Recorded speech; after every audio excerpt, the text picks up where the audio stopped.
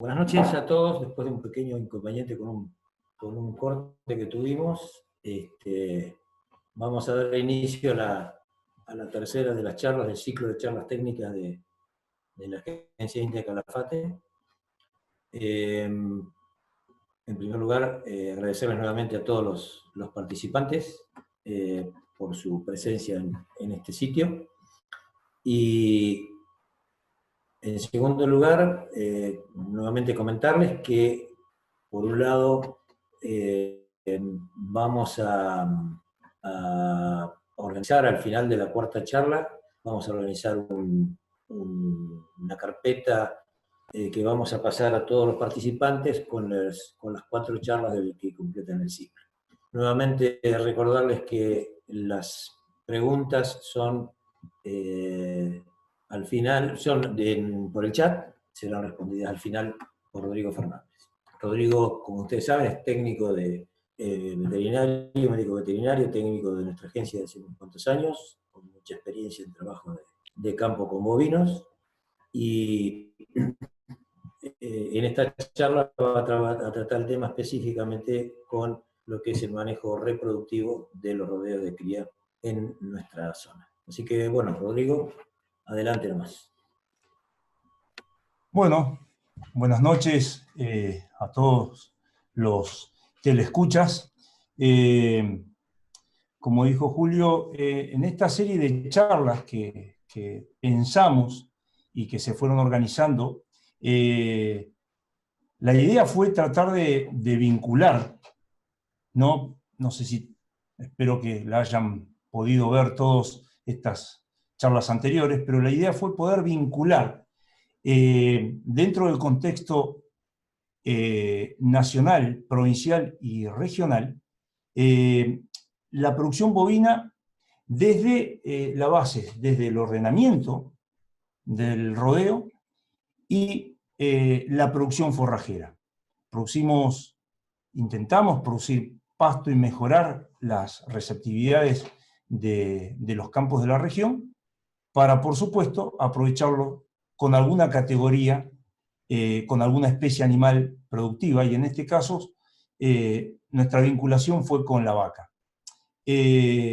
Julio, en la charla anterior, les hizo el pasto, les mostró varios ensayos que nosotros hemos hecho en esta zona, las densidades de siembra, las especies, y la semana que viene el ingeniero Mancilla les va a hablar de cómo regar esa pastura. Yo traté de explicarles cómo conviene ordenar un rodeo para hacerlo más eficiente, de manera global. Y hoy, particularmente, tengo que hablarles de el manejo reproductivo del rodeo, porque es una pata muy importante de todo el sistema. En primer lugar, lo que quiero comentarles es que está muy relacionada esta charla a la charla que di antes. Por ahí la gente que no la vio, algunas cosas las voy a pasar un poco rápido para no ser pesado con algunos temas, pero bueno, como dijo Julio, van a estar colgadas después todas las charlas juntas y el que tenga interés puede verla. Bueno, como para alargar un poco, recordemos un poco en qué estábamos. No sé si recuerdan, pero mi introducción la otra vez estuvo relacionada, y hice énfasis, a la producción promedio nacional de terneros. Y decíamos que teníamos un promedio de destete anual en Argentina del 61,2%. Eso hace que cada 10 vacas obtengamos más o menos 6 terneros. Y hicimos un simple ejercicio, ¿se acuerdan? Dijimos que, por ejemplo, Chile, que tiene un 70% de destete, si nosotros pudiéramos subir de ese 61% de destete al 70%, podíamos obtener nada más ni nada menos que casi 2.100.000 terneros más por temporada. Y eso realmente, amigos, lo que nos hacía era cambiar la ecuación como país, porque podíamos llegar a obtener de terneros de 180 kilos, 378 millones de kilos extras, y si lo transformábamos en novillos de 320 kilos, podíamos llegar a más de 500.000 de kilos de terneros. Pero bueno, si nos focalizamos en nuestra región, ustedes sepan disculpar que hagamos mucha referencia a esta región, porque realmente, bueno, es donde trabajamos, donde intentamos producir, y por eso hay cuestiones que son muy particulares de esta región, y si hay gente que por ahí es de otra zona del país, no va a entender algunas cosas, pero bueno, después pueden preguntar. Pero si nosotros nos focalizamos puntualmente en cada establecimiento, en nuestro establecimiento, podemos descubrir que con algunas medidas simples, del cual hablamos también la otra vez, como ordenando el rodeo, podíamos llegar a empezar a inclinar la balanza a favor. Este ordenamiento del rodeo que yo les había comentado se basaba en algunos puntos, lo voy a pasar rápido, pero bueno, era la identificación individual, una distribución etaria acorde, revalorizar aquellas categorías improductivas y extraer las que no van a ser nunca productivas, lograr estacionar los servicios, implementar algunas medidas como el tacto rectal y el control de toros, y hacer una buena recría de vaquillonas para el primer servicio. Todo esto, por supuesto, dentro del entendimiento de que todo rodeo productivo tiene objetivos generales y también objetivos específicos. Sabemos que para que un rodeo sea eficiente necesitamos que cada vaca nos deje un ternero, que tengamos pesos del destete superiores a 150 kilos, manejar una edad de servicio. Yo acá esto lo cambié porque me quedé pensando con algunas preguntas que me hicieron. Yo les había puesto la edad del primer servicio 24 meses. Tengan en cuenta que yo hablo de generalidades y promedios regionales. Eso no quiere decir que haya casos que son realmente muy particulares, que son productores que tienen un tipo de campo especial, son muy avanzados para la región.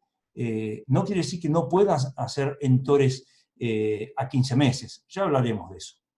Y bueno, y otro de los puntos era revalorizar los refugos.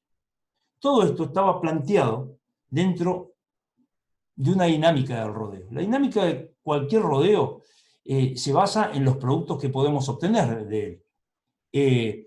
Todo rodeo nos genera dos grandes productos, que son los terneros y los refugos. Por supuesto que los terneros, tanto machos como hembras, toman caminos distintos. Los machos pueden ir directamente a venta o pueden hacer ese salto y recriarse para terminar luego como novillitos a venta. Y las terneras que no integran la reposición, exactamente igual. Pueden ir a recría y a venta como carne, o pueden algunos establecimientos revenderlas como vaquillonas para servicio. Todo esto está integrado dentro de un ciclo productivo, basado en 4 grandes pilares, que es el servicio, la aparición, el destete y la recría. Hasta ahí es un poco un repaso de lo que habíamos visto. Voy a seguir tocando temas de los vistos porque están totalmente relacionados.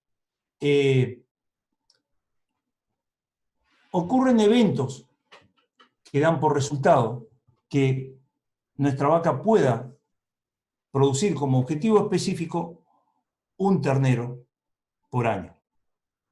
Y así cumplir unos índices esperables.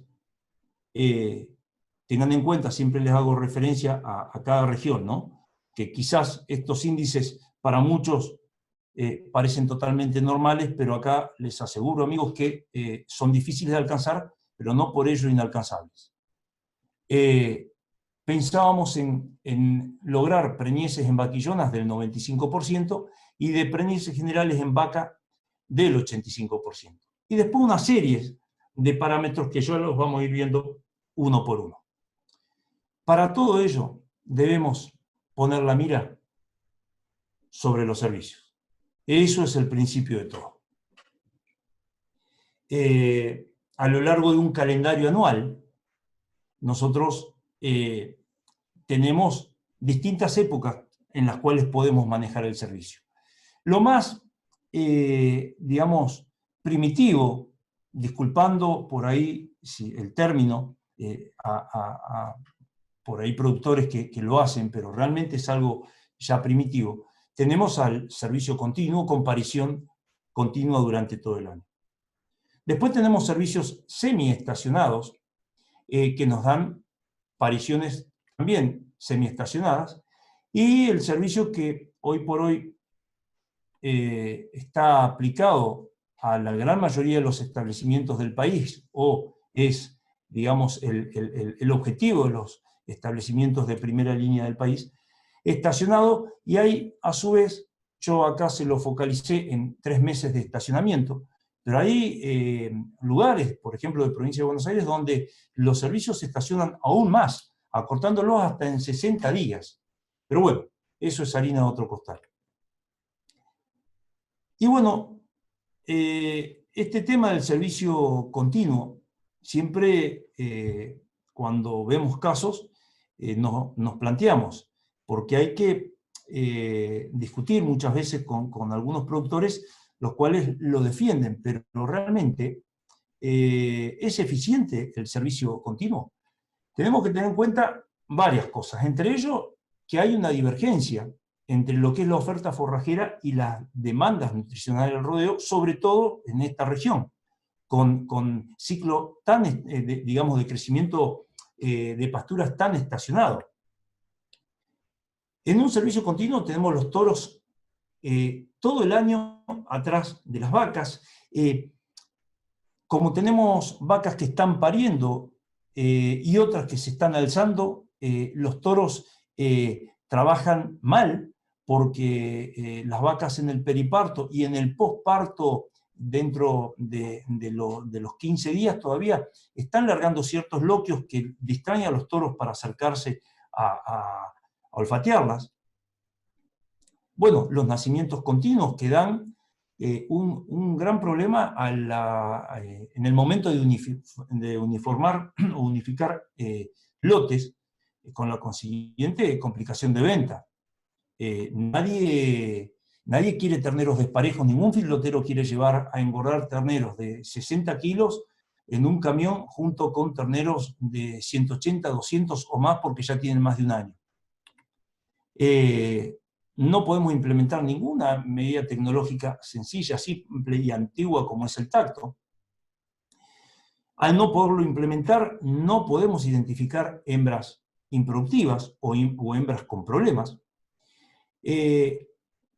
Prácticamente es imposible hacer un manejo sanitario eficiente. ¿Por qué? Porque si nosotros, para darles un ejemplo, queremos hacer una vacunación de brucelosis a las terneras, tenemos terneras de distintas edades y terneras que se nos salen del ciclo, o sea, si tomamos un día determinado para ir a vacunarlas, nunca vamos a poder vacunar el 100% de esas terneras, o si tenemos que hacer algún manejo preservicio con alguna dosificación. Por lo tanto, el servicio continuo, a mi entender, es ineficiente. Del otro lado tenemos el estacionamiento del servicio, que tiene una serie de ventajas. Antes de esto, tendría que volver un segundito atrás. ¿Tiene alguna ventaja el servicio continuo? Y realmente yo no veo ninguna. La única es que no tiene trabajo, no requiere trabajo. Pero bueno, eso no es una ventaja. Algunos productores ven como ventaja que pueden sacar terneros en cualquier momento del año. Claro, bueno, pero eso no es una eficiencia formal de producción de terneros. Bueno, y en el estacionamiento de servicio tenemos algunas ventajas importantes. como por ejemplo que tratamos de abocar nuestro servicio al momento en el cual nosotros en nuestro campo, en nuestra zona y a su vez en nuestro campo tenemos la mejor forrajera coincidente con los requerimientos nutritivos del momento. Siempre vamos a tener uniformidad, o por lo menos bastante uniformidad en el destete. Un control de la aparición, sobre todo si tenemos que controlar la aparición de las vaquillonas. Y por supuesto, la implementación de planes sanitarios, ya sea de vacunaciones preservicio o de vacunaciones de ternera o estrategias de desparasitaciones. Y por supuesto, un menor desgaste de toros, porque los toros van a estar durante 3 meses en el servicio y después van a poder ir a su aislamiento, se podrán suplementar y se harán las medidas sanitarias necesarias para esos toros. Podemos incorporar y debemos incorporar una técnica, como les dije antes, antigua y sencilla, como el tacto rectal. Les mencioné también las formas o los sistemas de estacionamiento de servicio. Esto es algo que yo lo presento así y es una manera de entenderlo a mi manera, pero bueno, hay otras clasificaciones también. Teníamos el servicio continuo y si nuestro objetivo es ir hacia el servicio estacionado, tenemos 2 opciones. O hacemos de tripa corazón y cortamos el servicio en 3 meses, quedándonos por ello un montón de vacas que no van a recibir servicio, las cuales no la podremos castigar, porque realmente no es culpa de ellas, no es culpa de ellas, y tendremos unas pérdidas de kilos por ciclo mayor, y durante un par de años hasta lograr poner a todas las vacas dentro de ese servicio.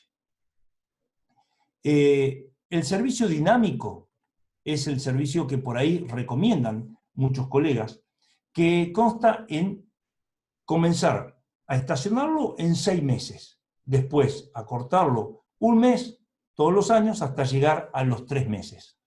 Eso funciona, hay lugares, sobre todo en la región norte, cuando yo estudiaba, íbamos a campos de la zona de Chaco, y era una técnica ya en los años 90 que utilizaban muchísimos colegas, y realmente era muy eficiente lograrlo de esa manera. Y después tenemos el servicio, digamos, el sistema abrupto, que es, como les comentaba antes, cortar de lleno el servicio en 3 meses.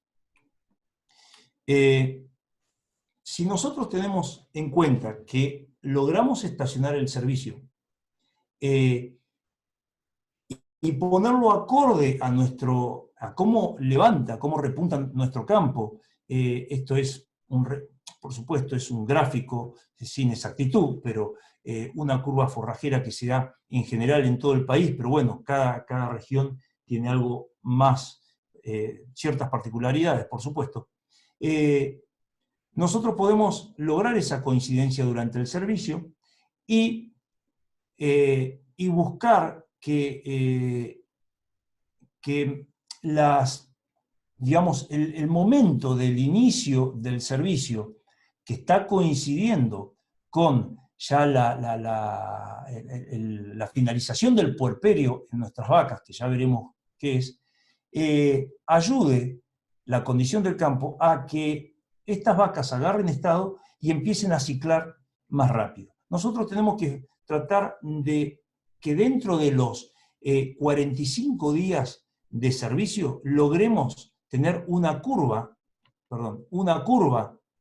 de servicios de esta manera. O sea, lograr una cabeza de servicio, por supuesto, para después poder tener una cabeza de aparición. Eso nos llevaría a nosotros, conjuntamente con algún manejo extra, como puede ser un destete temporario o un destete precoz, nos podría llevar a lograr tener terneros que en el momento de la extracción, de las salidas, estén entre el 70 y el 80% de esos terneros cerca de los 8 meses de vida, dándonos mejores pesos, por supuesto. Pero bueno, estábamos hablando de rodeo y no tenemos que olvidarnos que el rodeo está integrado por X cantidad de vacas y cada vaca es un mundo. Y cuando hablamos de manejo reproductivo no podemos dejar de hablar de qué características tiene esta fabriquita de producir terneros. La vaca la clasificamos, nosotros los veterinarios la clasificamos, la biología la clasifica como un animal una hembra que es poliéstrica continua, o sea que tiene varios celos en forma continua, a diferencia de otras especies como la oveja que es poliéstrica estacionada, o sea que durante su estación reproductiva tiene varios celos. La vaca puede ciclar todo el año. Ya vamos a ver algunos detalles de eso que por ahí algunos estudios hablan de que también según las condiciones, digamos, climatológicas y de horas luz de cada región, pueden llegar a hacer un comportamiento no tan continuo de celo. Cicla cada 21 días, le hablo de promedios, ¿no? Ciclan cada 21 días. Durante todo el año, ahí le puse el signo de interrogación, por eso ciclan durante todo el año, excepto en algunos, digamos, en algunas condiciones ambientales muy severas y con digamos, con muy pocas o nada de horas luz en el día.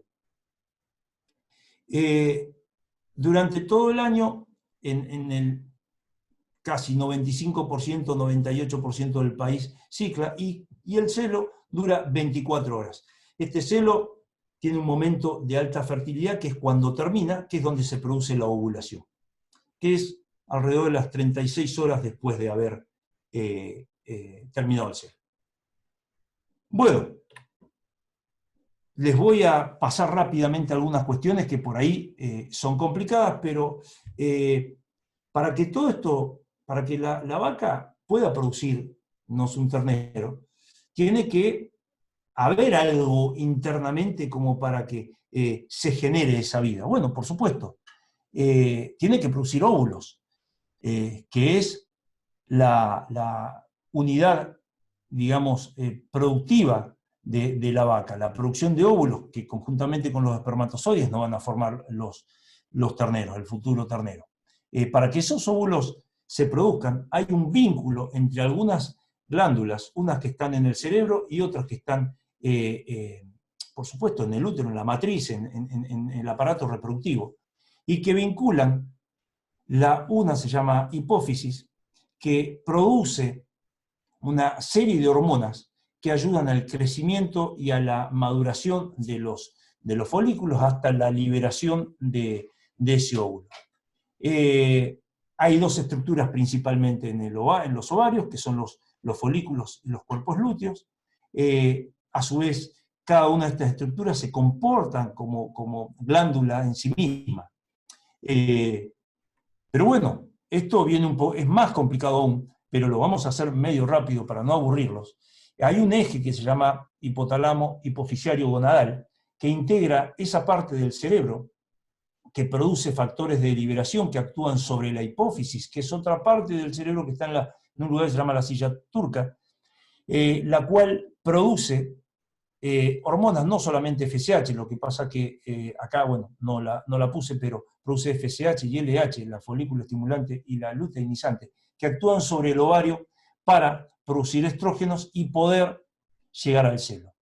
Hay estímulos diversos también que reactivan a las vacas a iniciar más prontamente el celo o a retrasarlo.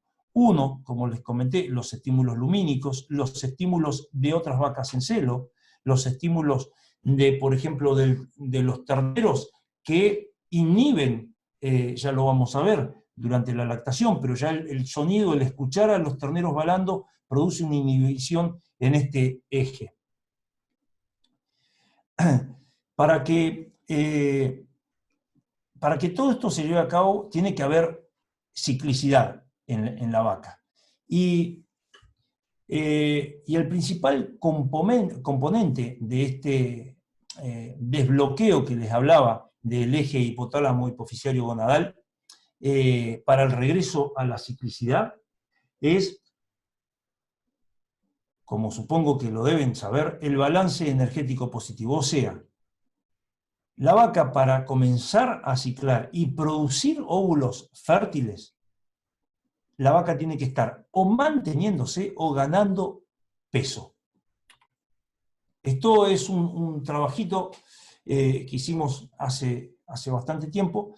No interesan los 3 renglones de abajo porque era para evaluar otra cosa, pero les pongo que, fíjense ustedes, en el porcentaje de celo a los 80 días posparto, con una condición corporal al parto de 2,5 en esa escala del 1 al 5, de 2,5 o menos, a los 80 días se alza el 62%. Con una condición 3, a los 80 días el 88%, y con 3,5 más el 98%. Fíjense ustedes la importancia de la condición corporal. Y más aún, esto yo se los había mostrado, pero bueno, la condición corporal, según Bitterman, produce en las vacas, la calidad en la ingesta de nutrientes es la principal reguladora de la función ovárica.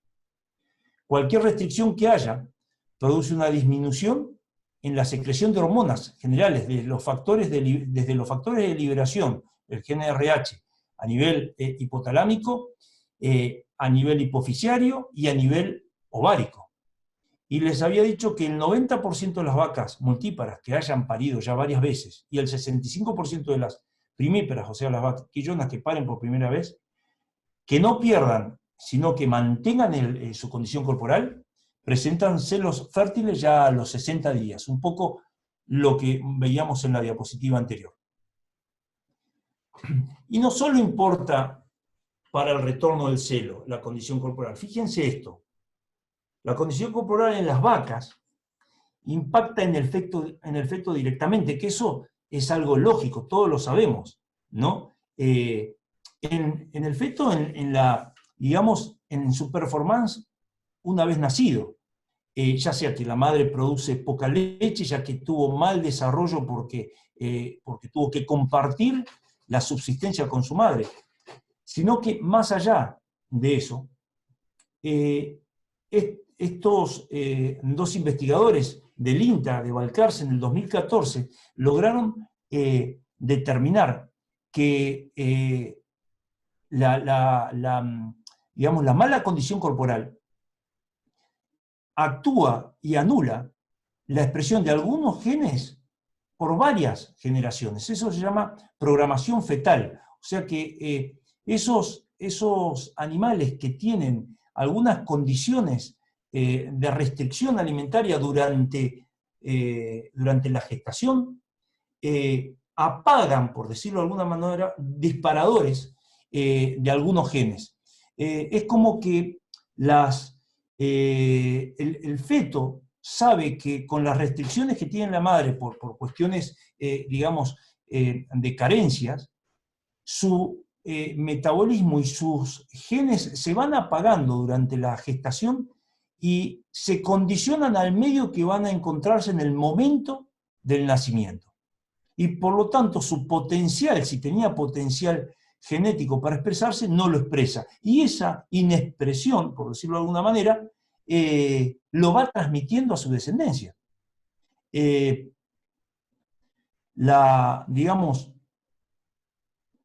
Siempre hubo un dicho que uno escucha que dice que la genética entra por la boca, y es tal cual. O sea, nunca se va a poder expresar la genética de un animal, por más que tenga una genética excepcional, si las condiciones alimentarias no son acordes.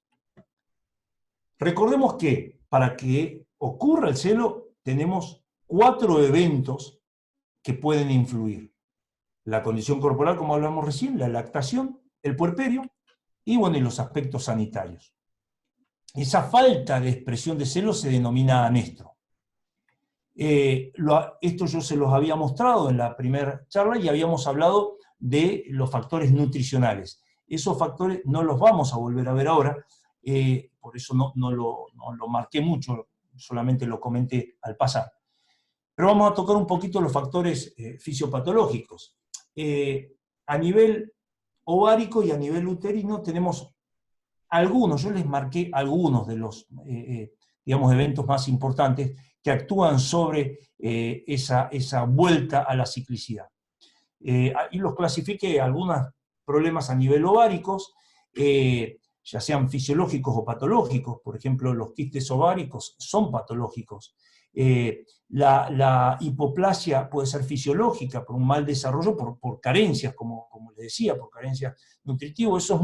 Eso se ve mucho cuando uno hace tacto antes de iniciar el servicio y uno palpa las vacas que vamos, por ejemplo, a sincronizar, si vamos a hacer una inseminación artificial, o la gente que tiene la costumbre de hacer el tacto pre-servicio y post-servicio, uno puede encontrar ovarios totalmente lisos, parecen que fuesen aceitunas. Bueno, eso es una hipoplasia. La hipoplasia tiene la particularidad de que a veces puede llegar a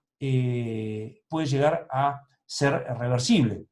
En realidad ya sería más una atrofia que puede ser reversible. En la hipoplasia, si es de primera, ahora estoy viendo que puse de primera, o sea, puede ser que no haya reversión. El freimartinismo es una condición particular de nacimiento que tienen las terneras, las vaquillonas, las vacas, que nacieron gemelas, mellizas o compartieron útero con un macho.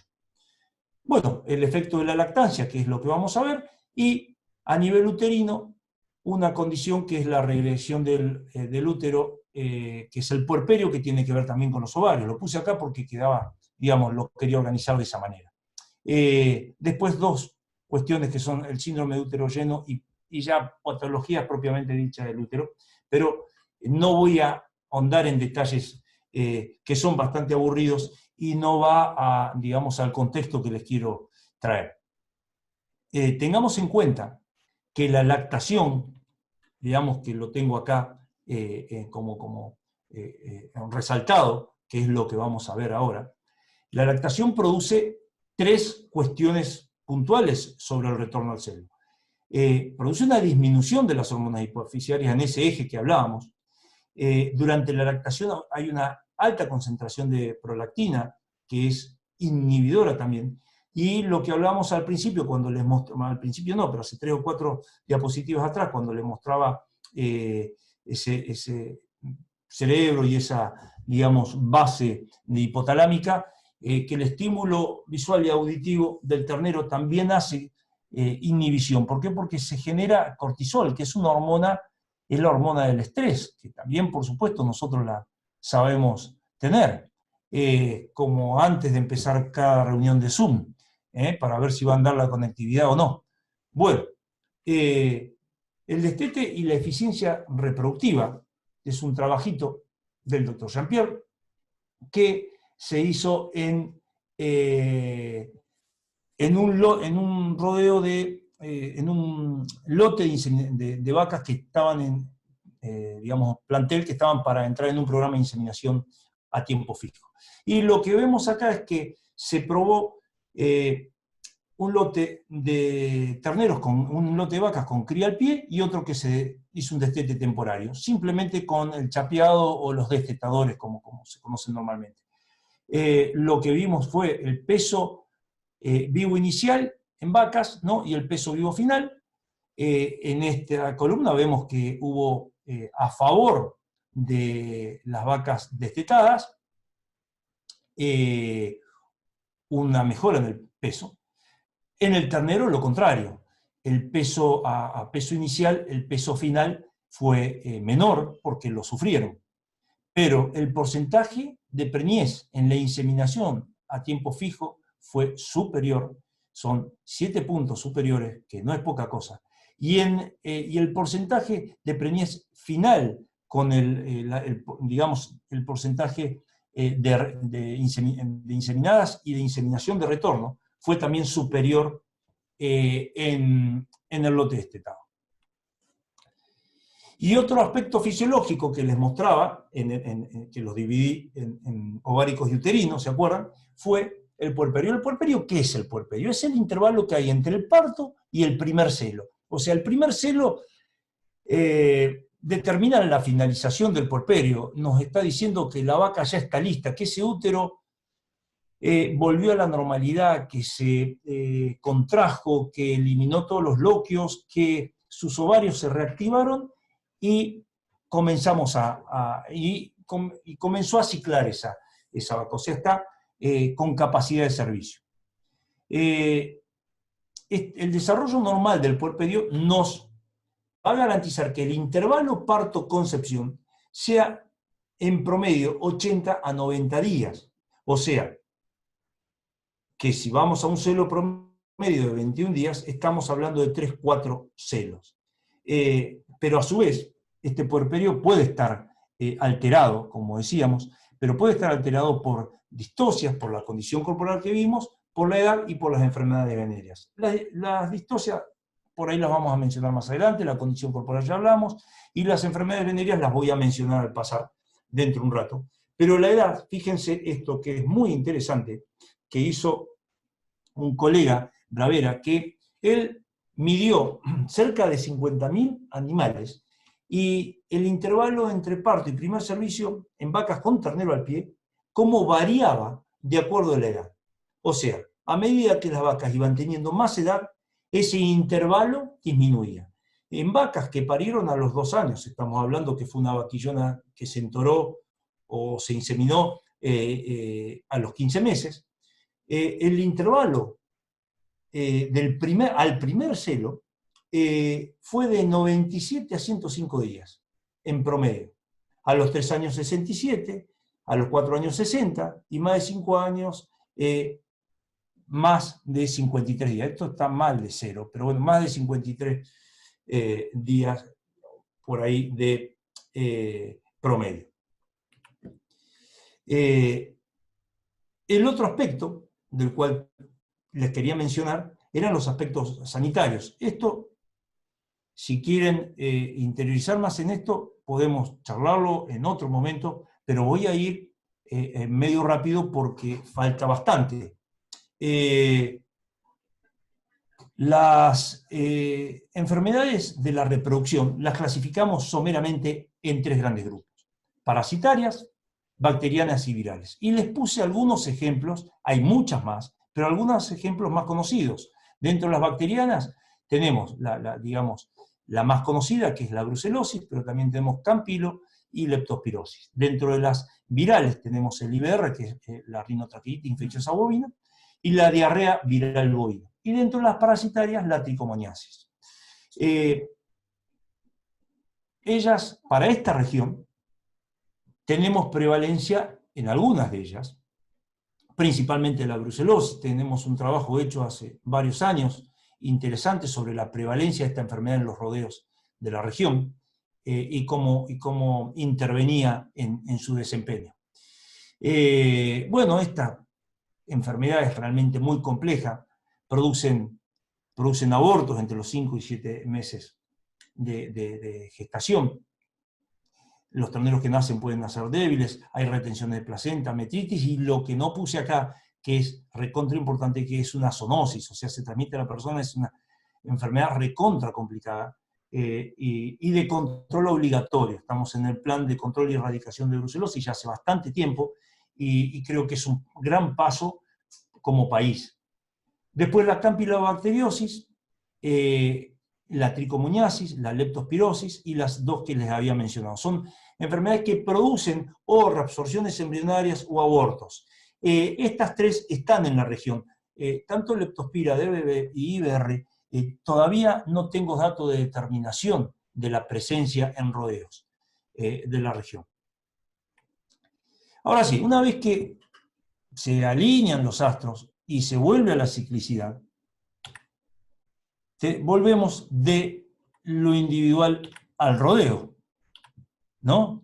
Qué complicado soy para hacer estas diapositivas, ¿no? Pero la idea es que entendimos cómo funciona la vaca y ahora tenemos que entender cómo funciona el rodeo.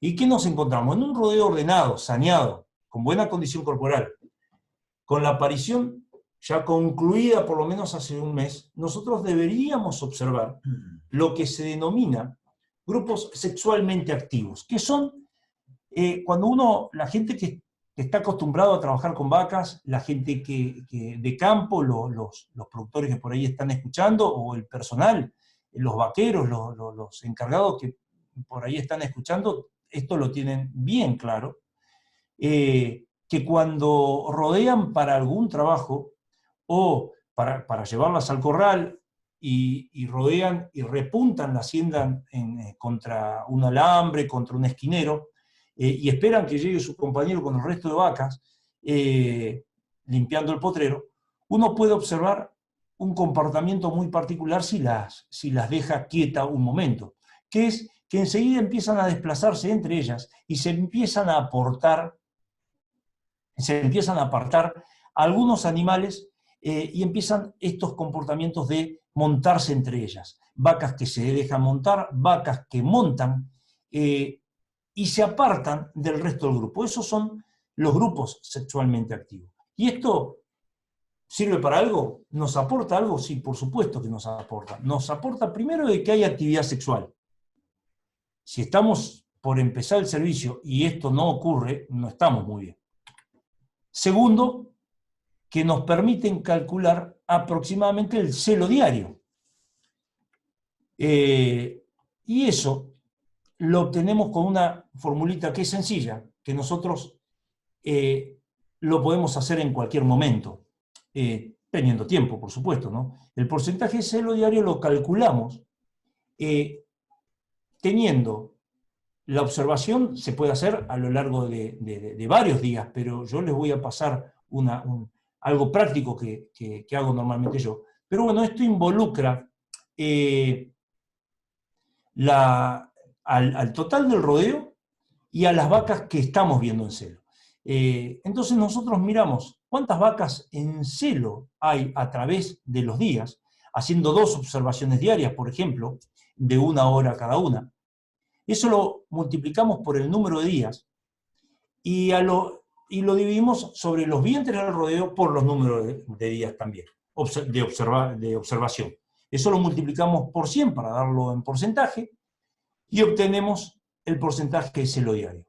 Vamos a hacer un ejemplo. Si nosotros tenemos una observación de 10 días de un lote de 500 vacas total y en esos 10 días observamos 175 vacas en celo, el porcentaje de celo diario, si hacemos los numeritos, estaría rondando el 3,5%. Eso realmente se entiende, espero que se entienda porque no les puedo ver la cara, pero bueno, esto es práctico y realmente no es práctico si tenemos que observar durante 10 días, 2 veces por día, un rodeo de 500 vacas. Sinceramente no es muy práctico, excepto en grandes establecimientos donde tengan ya programas implementados de inseminación artificial, por ahí a celo natural, donde el inseminador vive en el campo, donde el lote plantel, ustedes tengan en cuenta que los mejores resultados en las inseminaciones artificiales es, como siempre, en los sobre celo natural. Pero bueno, eso implica hacer ciclos muy largos de inseminación. Entonces, no es algo práctico si nosotros queremos ver qué pasa con un rodeo. Entonces yo hago lo siguiente. Por ejemplo, llegamos al corral y nos tomamos 1 hora para observar. Supongamos que sabemos que ese piño que hay en el corral tiene 250 vacas y contamos 6 vacas en celo, ¿no? Aplicamos la formulita y hacemos, es un día el que nos tomamos, o sea, es 1 hora, pero es dentro del día. Nosotros hacemos la fórmula y nos da que el porcentaje de celo diario es del 2,4%. ¿Se entiende? O sea, por supuesto que no va a tener la precisión que tiene si hacemos una observación de 1 hora 2 veces por día durante 10 días, pero que con esta simple observación uno puede llegar a hacerse una idea de dónde estamos parados, les puedo asegurar que sí. ¿Y cuál es el porcentaje de celo normal, ¿no? Diario? Y bueno, si el porcentaje de celo diario es del 2,4%, como en el caso anterior que les comenté, y el celo dura 21 días, para que el 100% de las vacas se alcen, esto es una regla de 3 simple, necesitamos unos 41 días, 42 días. Los porcentajes de celo en vacas con cría al pie esperables rondan entre el 2,5 y el 2,8%. Por supuesto que en vaquillonas, que no tienen ninguna otra cosa que estar ciclando, es si terminaron, digamos, si están en condición corporal, la historia de siempre, tiene que estar por arriba del 4%. Esto puede ser orientativo, esa observación inicial, en el inicio del servicio. ¿Para cuándo iniciar el servicio? Si nosotros estacionamos el servicio, pero no sabemos bien en qué época vamos a empezarlo, y queremos arrancarlo, por decirlo, el 1 de diciembre, y nos encontramos con un porcentaje de celo diario muy bajo, y no es el momento para arrancarlo. Indudablemente algo está pasando, y cuando no hay celo diario ya no son problemas individuales, es un problema grupal, de rodeo, nos está marcando algo. En general, como les dije varias veces, la condición corporal es la que manda. En estas regiones, yo sé que por ahí en el norte, en provincia de Santa Fe, en el centro del país, hay un montón de otros problemas. Por ahí el estrés calórico, las enfermedades infecciosas, las enfermedades reproductivas, hay un sinnúmero de cosas que afectan más que la condición corporal. Pero acá es la principal, sino. Bueno, el momento en el cual nosotros vamos a iniciar el servicio es el momento adecuado en el cual también deberíamos hacer las dosificaciones de rigor. O sea, si en los lugares donde se hacen vacunaciones para enfermedades reproductivas, es el momento para hacerlo sobre la vaca, que ya viene siendo vacunada todos los años. En las vaquillonas, a primo vacunación siempre se tiene que repetir, pero la mayoría de las vacunas hay que hacerlas con 21 días de diferencia. Entonces, sería el momento para su segunda dosificación. Las desparasitaciones que correspondan. Digamos, ese es un momento en el cual aprovechamos para hacer todas estas cosas. Si estamos hablando en lotes de inseminación artificial, es el momento para hacer el tacto preservicio. Para apartar las vacas que fueron CUT o aplicar DIUT, o sea, las vacas que ya parieron y es su último ternero, ya no tienen que estar en este lote, o si están en este lote, tenemos que de alguna manera evitar que vuelvan a preñarse, y una de las maneras, como les había comentado ya la otra vez, es la aplicación de un DIUT. Es el momento para el control y selección final por ahí del lote de vaquillonas, porque las vimos probablemente 1-2 veces anteriormente, y por ahí, si estamos excedido en número, es el momento de hacer una selección más fina. Y una cuestión no menor es la asignación y distribución de toros. Bueno, en realidad, si nosotros tenemos el servicio estacionado, tenemos que tener en cuenta que lo aconsejable es que nuestras vaquillonas comiencen el servicio antes del rodeo general. Si tenemos la posibilidad, la recomendación en todos los rodeos es que la vaquillona empiece, si está en buen estado, con el peso que necesitamos, lo ideal sería poder empezar a recomenzar el servicio un mes antes. Porque con eso nosotros vamos a lograr que esas vaquillonas después, en su primer parto, tengan más tiempo de recuperarse, su puerperio tenga un mes más con respecto al rodeo general, y puedan estar dentro del lote, dentro de la fecha de servicio próximo, y no que queden vacías. ¿Qué consideraciones tenemos que tener? para las vaquillonas. Bueno, cuando dejemos eso, también lo comenté en el ordenamiento del rodeo. Las vaquillonas que tienen que quedar, que no sean las que quedaron en el corral por chiquita y no salieron a la jaula. Tienen que ser, las que van a ser nuestras madres, tienen que ser animales que sean de un lote de punta, porque esa vaca viene transmitiéndolo genéticamente eso. Ese trabajo que hablé anteriormente, ya codificada genéticamente y estimulada genéticamente para que esto sea de esa manera.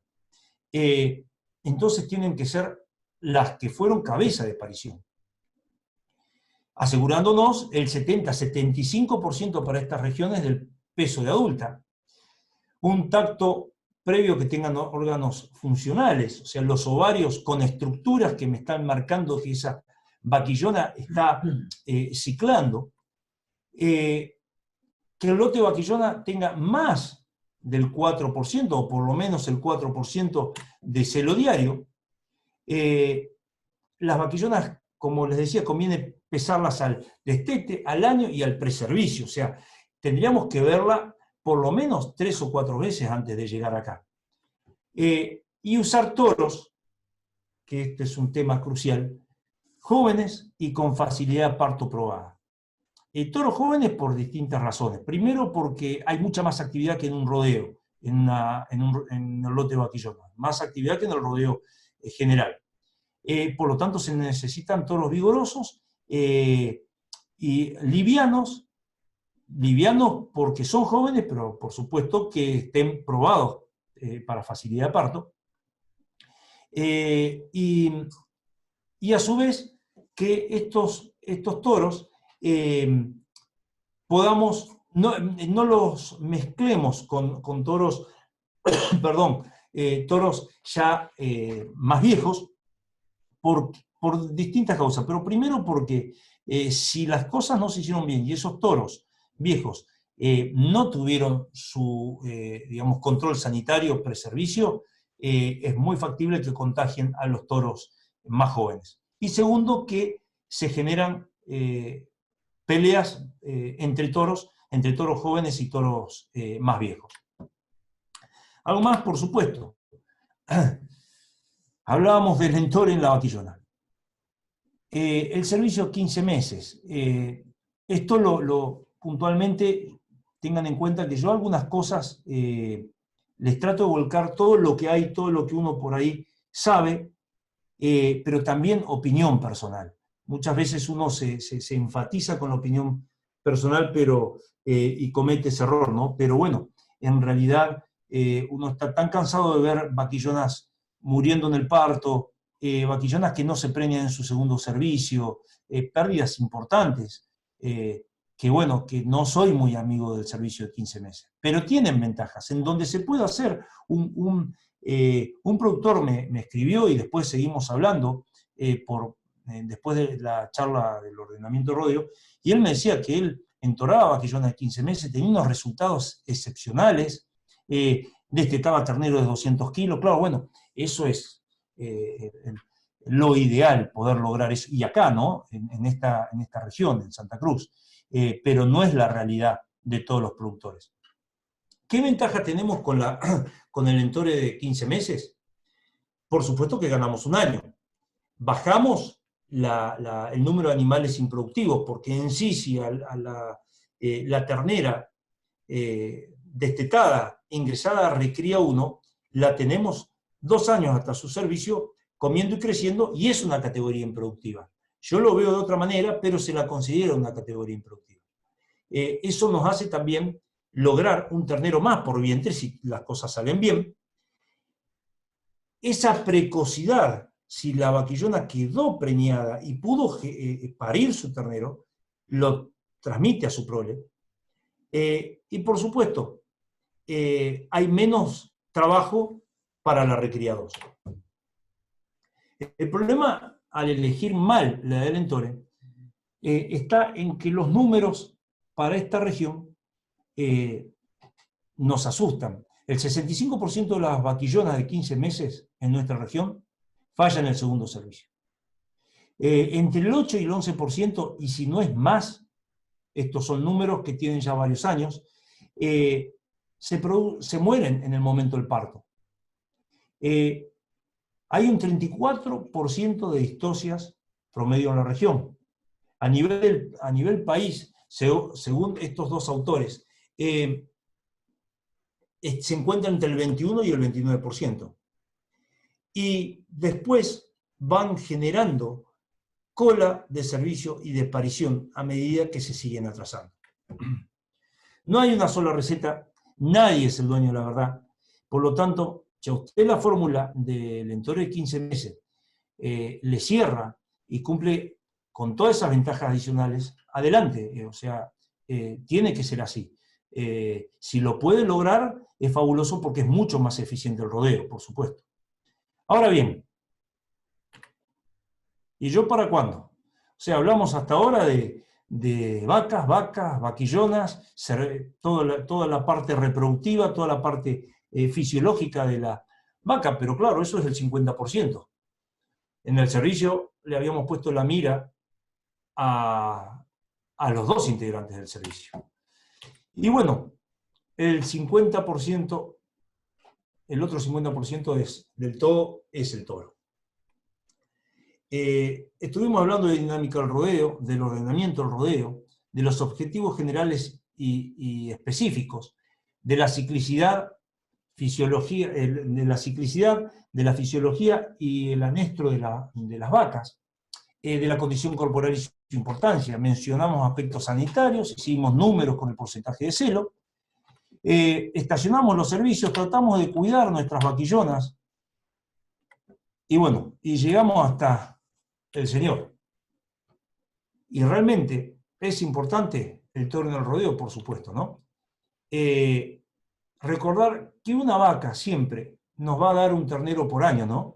Pero un toro nos va a generar 40 a 60 crías andando todo bien. Si dijimos que el promedio del establecimiento que estaciona el servicio es del 52%, si se acuerdan en la primera charla, resulta que el 82% no revisa los toros en el preservicio. Y eso no es nada. Es más grave todavía. El 22% de los establecimientos que sí el 22% de los establecimientos que revisan los toros encuentran problemas en sus toros. Y eso lo vemos a diario. Hay un porcentaje muy elevado de patologías cada vez que uno revisa un establecimiento, por ejemplo, nuevo que nunca revisó toros. El descarte por toros a veces llega al 50-60%. Otra vez con el grafiquito, pero bueno, va a quedar grabado, creo. Nosotros tenemos que poner al toro dentro del esquema del ordenamiento del rodeo y por supuesto que lleva en este ordenamiento del rodeo y en este ciclo productivo una tarea bastante importante con respecto a su condición, que es su control andrológico. Ustedes se acuerdan que en el estacionamiento del servicio hablábamos de que había como ventaja la coincidencia entre los recursos, entre los requerimientos nutricionales y la curva forrajera, la uniformidad del destete, el control de parición, mayor control de la vaquillona, facilidades para implementar planes sanitarios y bueno, menor desgaste de toros, aislamiento y la posibilidad de suplementarlo. El control de toros es algo que todo productor tiene que incorporar sí o sí, por la importancia que tiene el toro en el rodeo, al ser el generador de por lo menos 60 crías, 40, 60 crías por año. En su vida útil nos está produciendo 300, 350 crías o más en toda su vida útil. El poder tener los toros controlados con el servicio estacionado nos permite algunas ventajas, como el aislamiento con respecto a otros toros vecinos, poderlos suplementar y nos permite la facilidad digamos, nos facilita las tareas sanitarias. ¿De qué se trata el control en toros? Bueno, es un examen completo del toro antes del servicio. ¿Cuándo hacerlo? Y por lo menos 2 meses antes del servicio. Esto consta de, como en cualquiera del rodeo, revisar los ojos.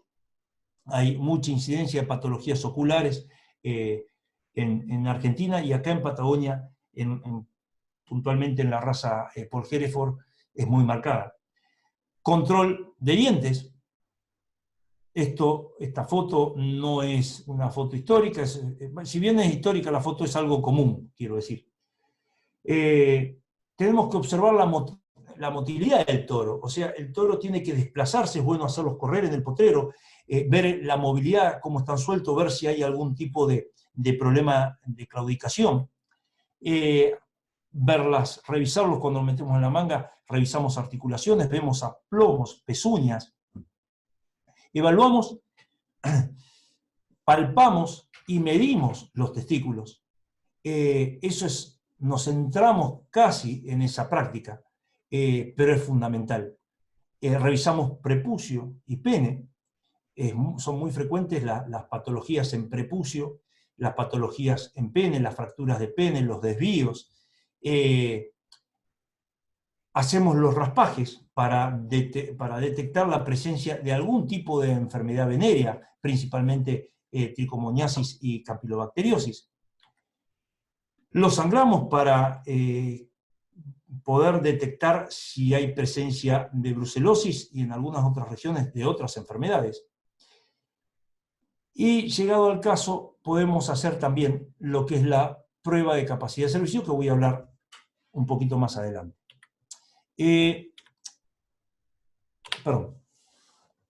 Cuando elegimos un padre, nosotros tenemos que tener conciencia de que lo que estamos comprando va a representar un porcentaje realmente importante en nuestro rodeo y tiene mucha influencia. Su carga, su peso genético hacia nuestro rodeo.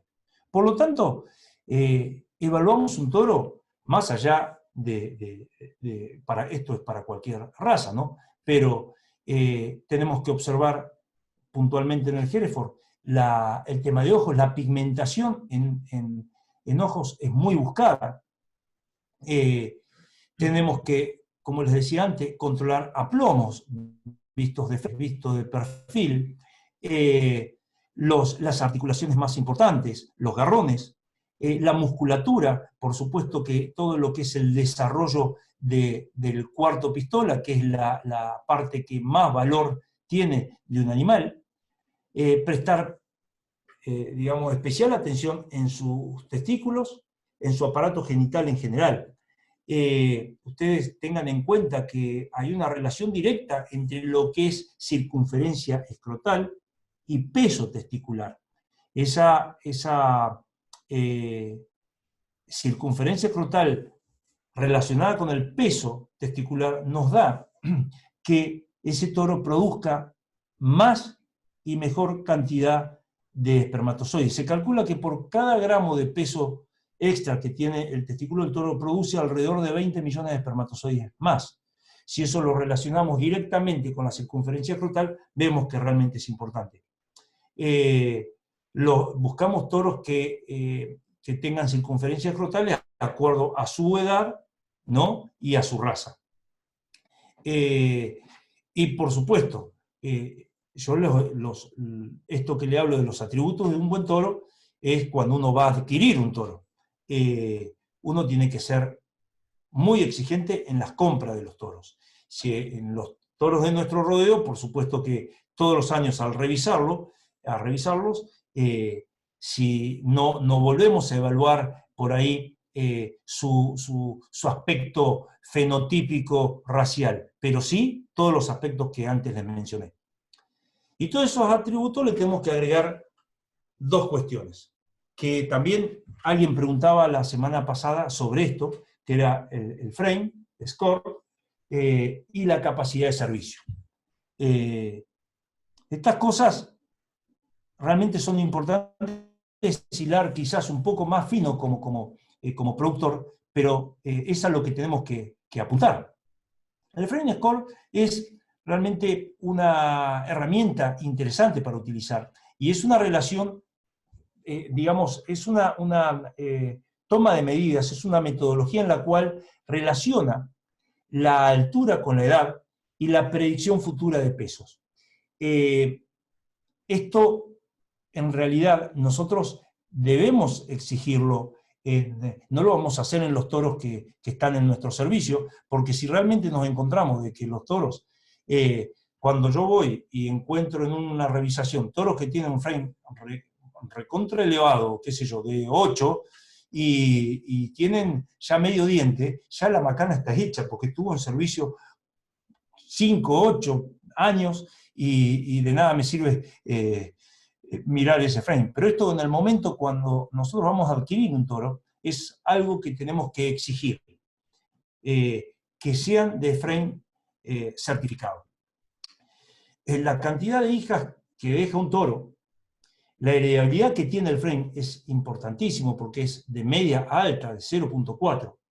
Y tenemos que pensar qué oferta forrajera tenemos en nuestro campo y el destino digamos, de nuestro producto. Hay una tabla, después voy a volver sobre esto, pero no quiero dejar de mencionarlo, pero hay una tabla que yo se las resumí un poco, porque es,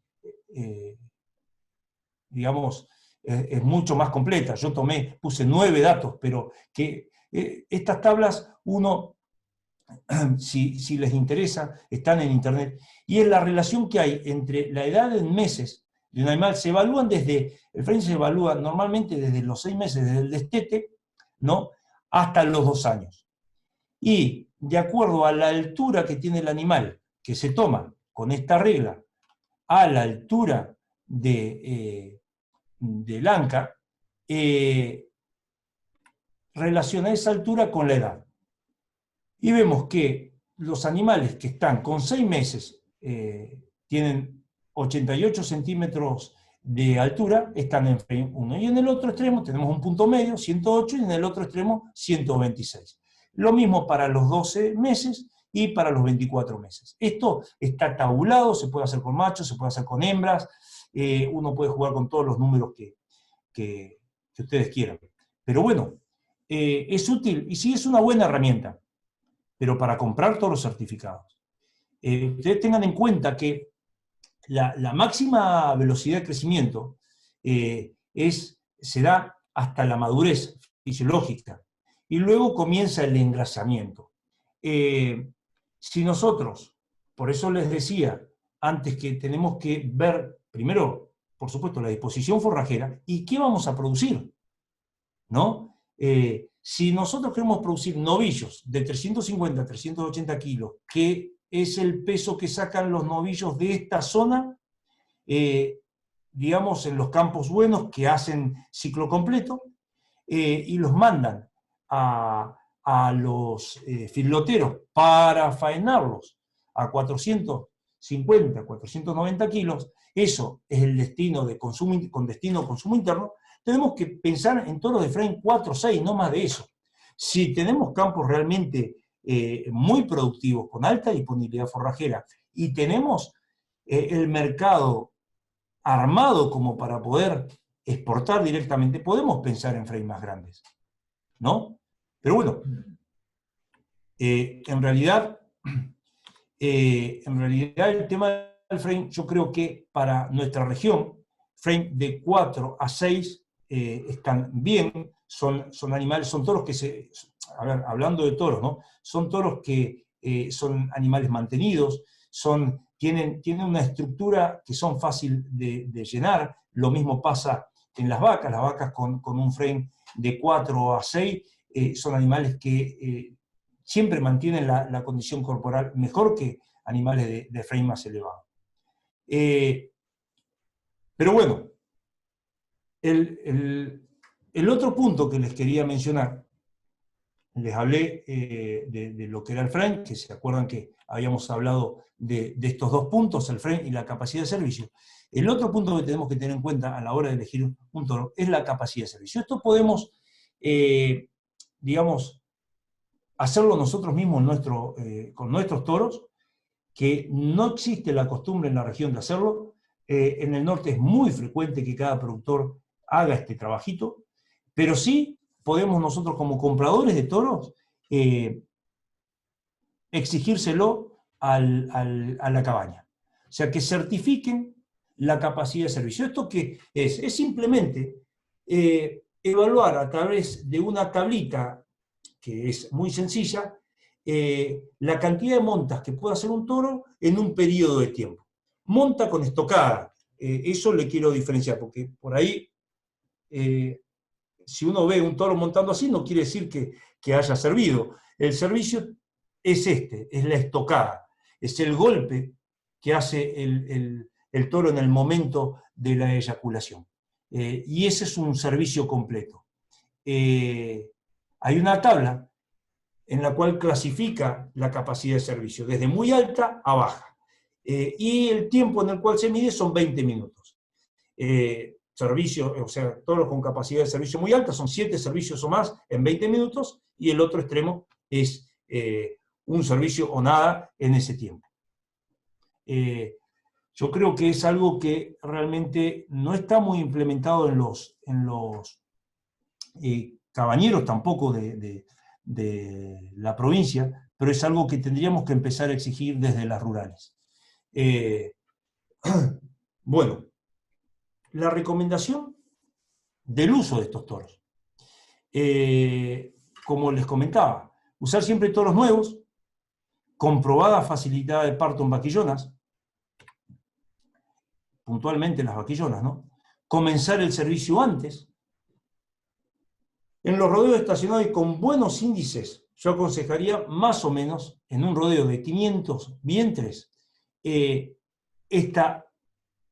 programa de servicio. Esto en cuando el rodeo está realmente bien organizado.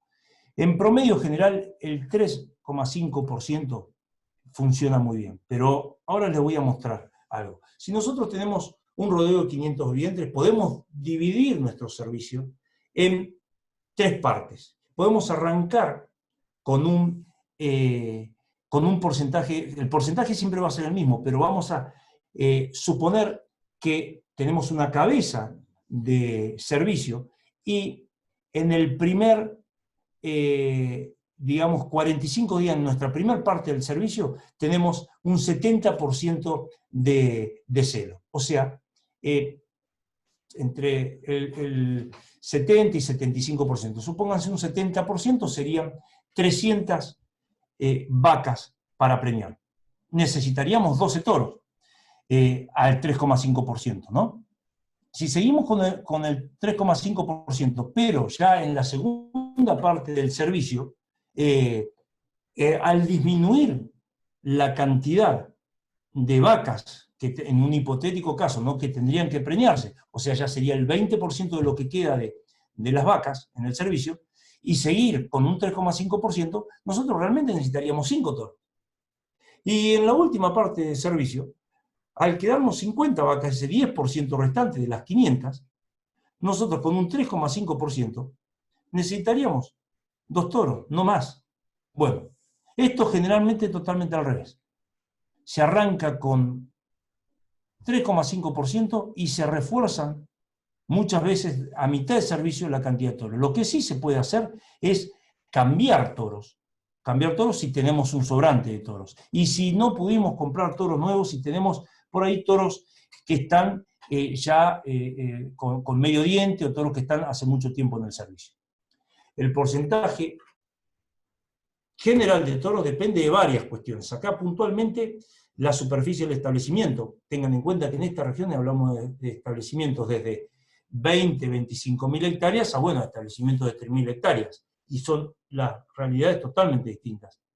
Las características del terreno, ¿no? Acá tenemos lugares donde son muy quebrados, tenemos digamos, el factor viento, Entonces, acá o aumentamos el porcentaje de toros o tenemos que realmente recorrer continuamente las vacas en servicio, porque los toros quedan en los cañadones con algún lote de vacas en ese lugar, y por viento y por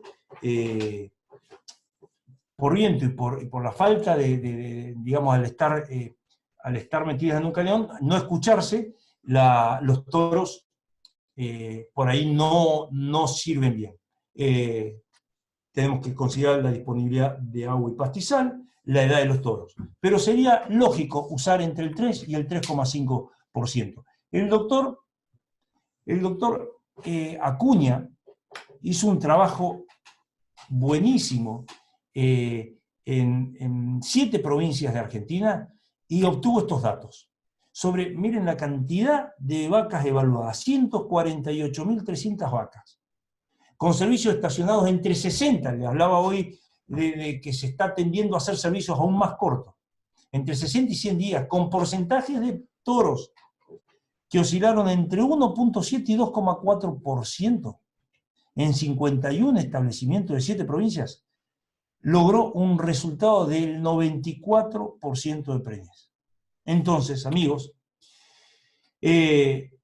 no significa que cuanto más porcentaje de toro hay, vaya a haber más preñez.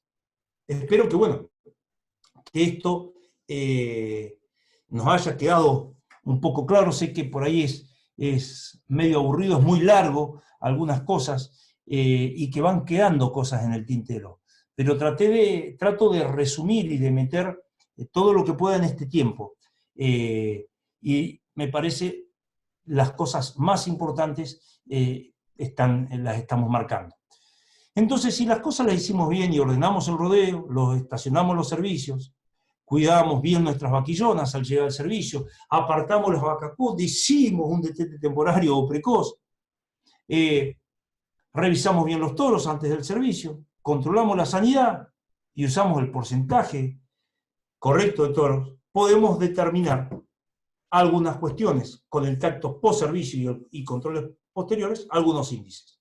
Por ejemplo, el porcentaje de preñez, el porcentaje de parición, el porcentaje de destete, el porcentaje de reposición. Son 4 índices básicos, ¿no?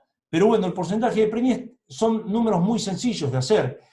Nosotros evaluamos la cantidad de vacas que quedaron preñadas sobre la cantidad de vacas entoradas, por supuesto siempre multiplicando por 100 porque buscamos un porcentaje. El porcentaje de parición es si uno puede evaluar las vacas paridas, ¿no? Son la cantidad de vacas paridas sobre vacas entoradas. El porcentaje de destete es la cantidad de terneros que destetamos sobre vacas entoradas. Y el porcentaje de reposición surge de las vacas que nosotros descartamos, más las vacas que se murieron sobre los vientres en servicio. Tratando, y en la medida de que vamos optimizando el rodeo, los índices esperables son realmente los que les había mencionado al principio. 95% de preñez en vaquillonas, un 85% en vacas, lograr por lo menos 70% como mínimo de terneros logrados, una condición corporal de 3,5%, una reposición de entre el 18 y el 25% según la presión de selección y la edad del rodeo. Los toros, no más de 5 años en servicio, un peso al destete superior a la media regional de 165, y que podamos refugar vacas gordas, no vacas reménigas hechas una bicicleta, porque realmente eso no tiene ningún tipo de valor. ¿Se acuerdan de este simple ejercicio? Bueno, si nosotros logramos hacer todos esos puntos bien, nosotros podemos llegar a lograr que estos números cambien. Y que a la hora del destete podamos ver nuestros corrales así. Bueno, no tengo mucho más para decirles. Les agradezco a todos y muchas gracias por el aguante. Espero les haya interesado, les haya gustado y no los haya aburrido. Bueno, Rodrigo, muchísimas gracias. La verdad que muy bueno, muy práctico y muy útil y sobre todo muy entendible, ¿no? Tengo una pregunta acá que hicieron que dice, puede ocurrir que aún con un servicio exitoso a los 15 meses y aún al segundo servicio también la vaca sea menos longeva y se pierde la teórica ventaja de un ternero más en la vida de la vaca. Sí, sí, entiendo, creo entender la pregunta. Eh, claro, no es así. O sea, la vaca pierde, por supuesto, si la vaquillona se preña a los 15 meses y erra el segundo servicio. Por supuesto, a lo largo de su vida útil va a producir menos cantidad de terneros, ¿no? que aquella vaca de 24 meses. Creo que viene por ahí la pregunta, Julio. No sé si me la podés aclarar un poco más, pero... Sí, yo lo que yo entiendo es lo siguiente, sí, con un servicio de 15 meses, ¿no? Y suponiendo que en el segundo servicio no erre el segundo servicio, ¿no?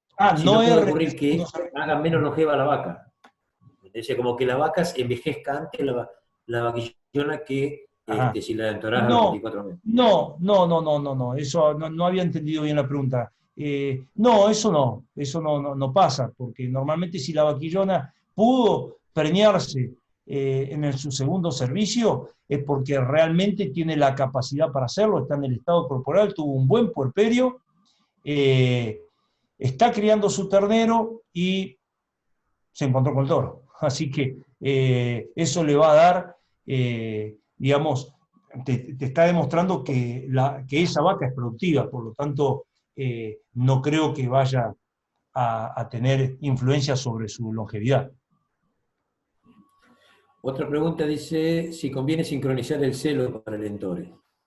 Bueno, es una técnica que se está haciendo ahora y está bien, se puede utilizar. Se tienen que dar todas estas cosas, todas estas, digamos, biotecnologías que se están aplicando a la reproducción, son, digamos, la frutilla del postre. O sea, tenemos que solucionar todo, ordenar todo, tener todo controladito como para poder pensar en una sincronización de celos. ¿Es una herramienta? Y puede ser una herramienta.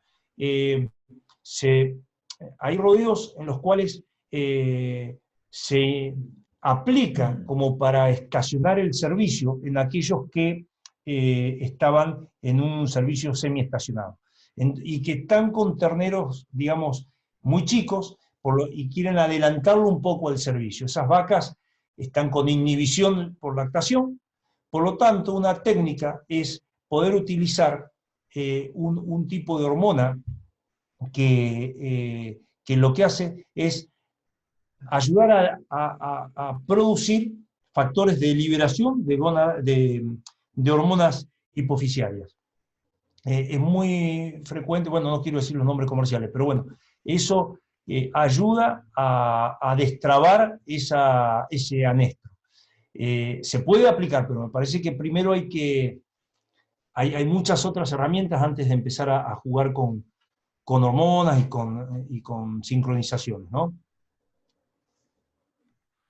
Bueno, no sé si alguien tiene alguna otra consulta. Volvemos a recordarles que al final del ciclo ustedes van a poder contar, todos los que se han inscrito en las diferentes charlas, van a contar con el total de las presentaciones, o sea, con las 4 presentaciones, para que cada uno baje la que le interese y pueda entrar en la que le interese. Pero bueno, si no hay más preguntas, Rodrigo, acá te aparece una. Dice, si vengo con un servicio continuo y quiero estacionarlo, y lo hago de forma brusca, y esas vacas no se preñaron, ¿le puedo hacer otro servicio y manejar 2 rodeos por separado? Sí.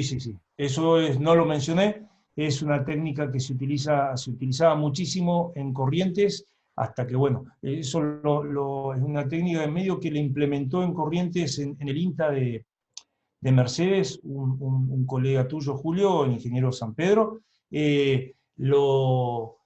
empezó a implementarlo, creo que en la década del 70, porque claro, cuando se hacía este sistema de estacionamiento abrupto que le digo yo, tenías muchas pérdidas los 2 primeros años, y hay que estar mentalizado a aguantar esas pérdidas. Entonces, una manera de solucionarlo era de esa manera, armar el lote dividido en dos. El que estuviera más avanzado en el puerperio, las que estuvieran, digamos, con por lo menos digamos, un porcentaje de celo parecido a lo que nosotros hablábamos, integraban un rodeo. Y las otras vacas que estaban recién paridas, se armaba un segundo lote y se hacía un servicio de otoño, que después se implementó para vaquillonas también. Pero bueno, eso se puede hacer. Y todos los años hay que ir tratando de achicar ese rodeo, digamos, de servicio de otoño, por decirlo de alguna manera, e ir incorporando esas vacas al rodeo ya estacionado. Sí, es una herramienta factible. Complicado de hacer en las condiciones que tenemos, pero es factible, sí.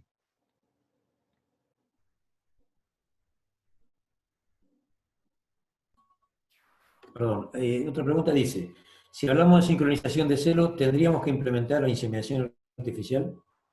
No es necesario. O sea, a ver, la sincronización de celo fue creada específicamente para la inseminación artificial. Fue creada, pensada para la inseminación artificial. Pero después se lo puede utilizar como herramienta tranquilamente para, por ejemplo, si tenemos un servicio estacionado, para lograr esa cabeza de servicios, se puede utilizar.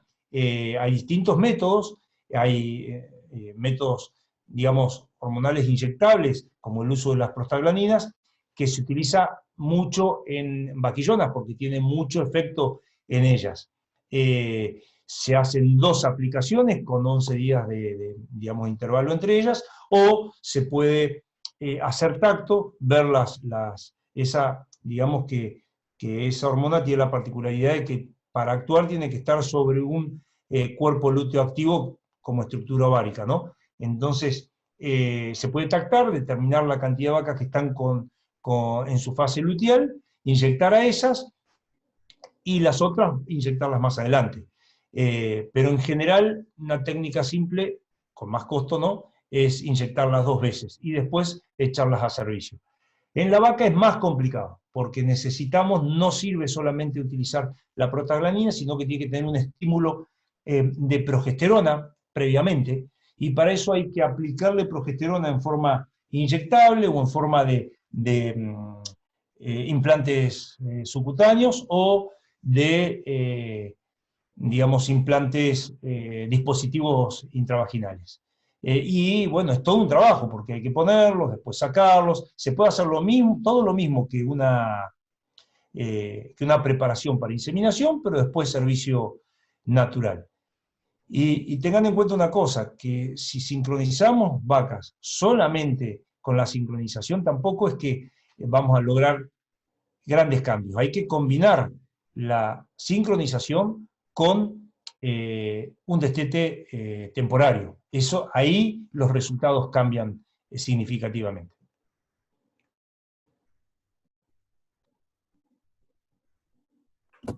Hay varios que felicitan por la charla. Hay otra pregunta que dice, Bueno, ¿qué importancia relativa tiene la elección del o los campos a usar durante el entore respecto a si es muy grande, quebrado o con monte? Sí, realmente es importante. Por eso les había mencionado ahí a lo último, que el porcentaje de toros puede variar de acuerdo a las características geográficas. También en campos como los que tenemos en esta región, en campos de cordillera, donde el toro tiene que caminar mucho, lo ideal es poder sectorizar, o por lo menos para el primer tercio del entore, lo ideal sería tener un campo preparado para eso, un campo elegido, un campo que sea más chico, que tenga buena receptividad, por supuesto, para que sigan comiendo, para que pueda, a su vez, cuando hay oferta forrajera, el beneficio es doble, porque la vaca se está recuperando, pero también, digamos, la vaca está cambiando de condición corporal, está ciclando, pero a su vez, el ternero, en el momento en que la vaca puede empezar a alzarse, el ternero ya está empezando a ramonear, por decirlo de alguna manera, a comer, a tener hábito alimentario al lado de la madre. Entonces, teniendo buena oferta forrajera, eso ayuda mucho a cortar un poco ese vínculo. Y por supuesto que evitamos que el toro tenga que caminar tanto, que se encuentren más fácilmente y que no haya barreras, digamos, geográficas, por decirlo, que interrumpan digamos, la brama del toro, o sea, los sonidos que emite el toro, y los olores que emiten las hembras, que si bien el toro puede ventearlas a más de 10 kilómetros de distancia, cuando los campos son quebrados y está el factor viento, eso se complica. Sí, es así. Si uno puede elegir el mejor lugar para hacer el servicio, mejor todavía. Otra pregunta dice sobre costo-beneficio. ¿Conviene inseminación o entore a campo? Y bueno, son cosas totalmente distintas. El entore va a existir siempre. Digamos que yo no creo que podamos, o sea, que se elimine el entore con la inseminación artificial. Son complementarios. Normalmente cuando a ver, uno puede llegar a tomar esa decisión cuando estamos hablando de un lote de vacas, por ahí de 80 hasta 100 vacas, y que uno diga, bueno, yo las voy a inseminar, tengo mi inseminador, ahí cambiaría, pues se comportaría como pasa en los tambos, ¿no? Eh, que el propio tambero insemina. Entonces, en un rodeo chico, bien manejadito, con buenos potreros, con buena disponibilidad forrajera, se puede llegar a pensar en utilizar solo inseminación artificial, teniendo en cuenta que los mejores índices de inseminación artificial rondan con tiempo fijo, o sea, con sincronización, rondan en el 50%. Por lo tanto, nosotros podemos, haciendo todo bien, si tenemos 50 vacas, en la primera inseminación preñamos el 50%, en la segunda el 50% de eso, y así podemos lograr cubrir un porcentaje importante de preñez, con un buen avance, por supuesto, pero es para algo muy particular, muy puntual, en casos muy puntuales. Se han utilizado como técnica también en rodeos donde había presencia intensa de enfermedades venéreas, como digamos, manera de cortar la circulación viral, digamos, como ahora que estamos con la pandemia, bueno, de manera de cortar la circulación de la enfermedad, y hacían un aislamiento social de las vacas con los toros, y bueno, y se implementaba la inseminación artificial. Y es una técnica que, bueno, que en esos casos también redunda en buenos resultados, ¿no? Disculpa la extensión de la respuesta, pero da para hablar cada cosa. Está muy bien. Bueno, hay varios comentarios pues, sobre muy buena charla, diciendo la charla Bueno, que ha sido muchas muy gracias. clara. Así que bueno, nuevamente te agradecemos, Rodrigo, tu trabajo, y los invitamos a todos los que estuvieron presentes hoy también en la próxima charla, que es sobre manejo de agua para riego, que va a dar el ingeniero Javier Mancilla, el próximo jueves a las 8 de la noche, igual que hoy y que los otros jueves, y creemos que esta va a ser la última charla, por lo menos de este ciclo. Así que muchas gracias a todos por estar presentes, y los invitamos nuevamente a participar el próximo jueves. Como siempre, agradecemos, además de Rodrigo, a José López por su trabajo en el área de informática y su permanente atención al trabajo con las plataformas virtuales. Así que bueno, muchas gracias a todos. Nos encontramos, para los que quieran, el próximo jueves por este mismo canal. Bueno, Gracias. muchísimas gracias también a todos, también a Julio, a vos por hacer ahí digamos, coequiper. Gracias, Pepe. Y bueno, por lo menos rompí la racha de que se me interrumpa la presentación. Así que, bueno, les mando un abrazo a todos y muchísimas gracias.